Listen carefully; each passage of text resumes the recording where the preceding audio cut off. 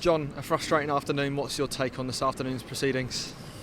Yeah, I think that we showed plenty of effort, endeavour and work rate. We can't question the lads in terms of what we did there. Just unfortunately, the frustrations came not just from the way that the game panned out in terms of ball in play time in the second half in particular, but actually the quality that we had on the ball just wasn't there today.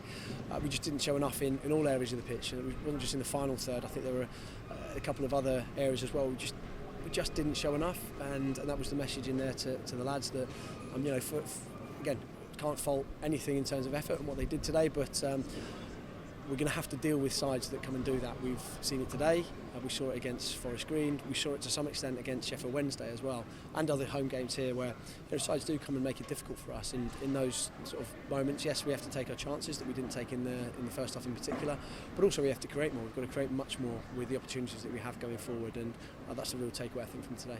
What do you need to do in order to overcome those sides that come in and play like that? Just like I said, there a bit more quality. The ball broke down on our players far too much. We gave the ball away and we were really sloppy with it.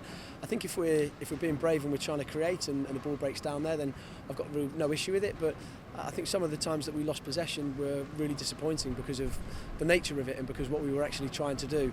And we just need to, I think, be a bit more patient, be a bit more purposeful, increase the ball speed. That was a bit too slow today, and plenty to work on. That's the positive. The positive is we've come away with a point with probably one of the more disappointing performances since I've been here. There were plenty of chances, as you said, in both halves. So why do you think we were unable to get that goal in the end? I think plenty of chances in the first half. Certainly the finishing wasn't quite there, and I thought Tom showed some really excellent moments down that right hand side, and Dane obviously didn't finish the chance that he had when he was through one-on-one. The second half, I haven't seen it back yet. The second half, it's seen the chances sort of dried up for us, and the game sort of died a death towards the end. Maybe the last 5 or 6 minutes where their goalkeeper made a couple of very good saves. It was slightly different, and we had a couple of long-range shots that didn't come off. But I think that was the more disappointing thing, was that in the second half we just didn't put our foot on the accelerator and create a huge amount. 4 changes going into the game. What was the thinking there? So we had, obviously, with Joe Morell's suspension, Ryan coming in for Joe. The other changes really were forced the injury to Connor, injuries to Michael Jacobs, and then it was a tactical one with Clark coming in for Deshaun. In fairness to Deshaun, he was absolutely excellent. I thought on Friday against MK Dons, very unlucky to lose his place, but it was just a tactical one again, like we did the previous week where we played Clark at home against Forest Green. We thought it might suit him, and so those were the 4 changes. How do you think those who came in performed?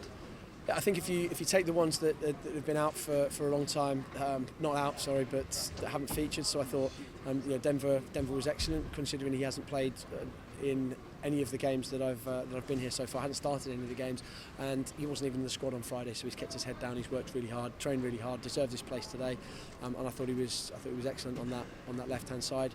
I think Dane had a couple of opportunities. Probably he'll be disappointed to not put the one in the back of the net, and Ryan's just been a really steady performer, as has Clark, for the last couple of games in particular.